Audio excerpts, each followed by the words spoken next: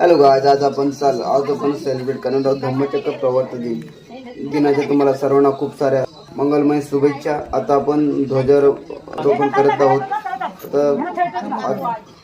आता ध्वज आपण आता करत आहोत। त्यानंतर आपण खाली चाललो। आपला जो मेन रोड आहे तिथे मेन रोड जवळ आपला स्तंभ आहे, तिथं पंचरंगी झेंडा आहे, त्याच्यासोबतच निळा झेंडा आपला आहे।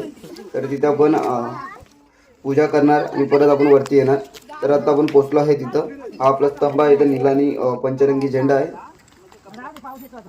ते झेंड्याची पूजा झाल्यानंतर आपण तिथून घोषणा देऊन झाल्यानंतर आपण थोड्या वेळानं परत वरती निघतोय आपले विहार देण्यासाठी। तर तिथं आल्यानंतर आता हे आज चाललंय छोटी पोरगी, हा माझा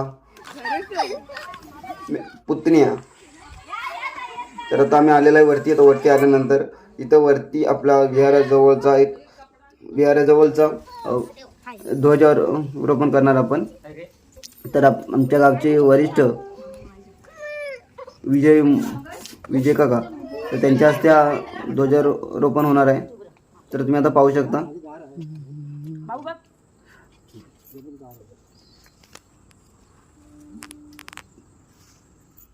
तर आता झाले, साधू साधूकार करा। साधू साधू साधू।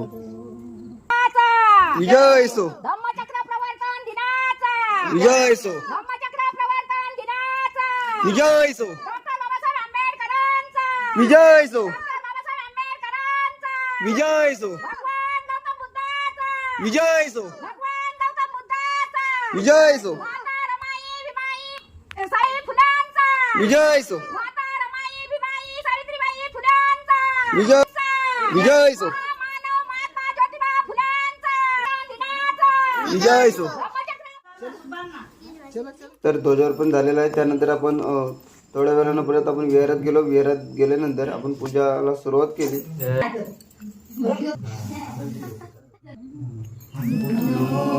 तस भगवतो अरहतो सम्मा संबुद्धस्स। नमो तस भगवतो अरहतो सम्मा संबुद्धस्स। नमो तस भगवतो अरहतो सम्मा संबुद्धस्स। बुद्धं शरणं गच्छ।